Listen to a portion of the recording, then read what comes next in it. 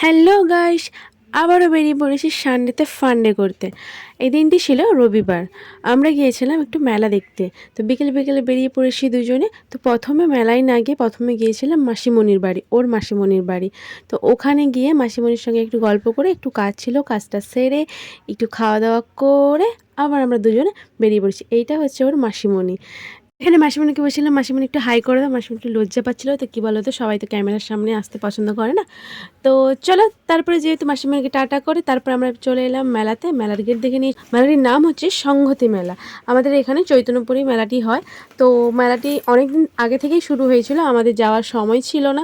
তো একদিন সময় করে গিয়েছিলাম, তখন গিয়ে দেখি না অনেক দোকান উঠে গেছে শেষের পথে। তো এখানে দেখো, ও আমাকে বলছে যে 20 টাকার দোকান, 10 টাকার দোকান, এইসব দোকানে তুমি যা যা নেবে তোমাকে সব কিনে দেবো। কিন্তু ওসব দোকানে আমার কিছু দরকারই ছিল না। তো বলছে যদি ওখানে কিছু দরকার হয় তুমি নিতে পারো, তোমাকে সব কিনে দেবো।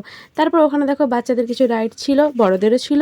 তো ওখানে বড়দের রাইডগুলো বন্ধ ছিল আর ছোটোদের রাইডগুলো চড়ছিল। তো ওগুলো আমরা দাঁড়িয়ে দাঁড়িয়ে একটু দেখছিলাম। তারপরে গুটি গুটি পায়ে চলে এলাম ভেলপুরি দোকানে।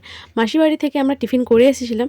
মেলায় এসেছি, কিছু না খেলে হয়। তো মাশরুম পকোড়া খেতে আমার খুবই ভালো লাগে, কিন্তু মাশরুম পকোড়া দোকানটা আমি দেখতে পাইনি।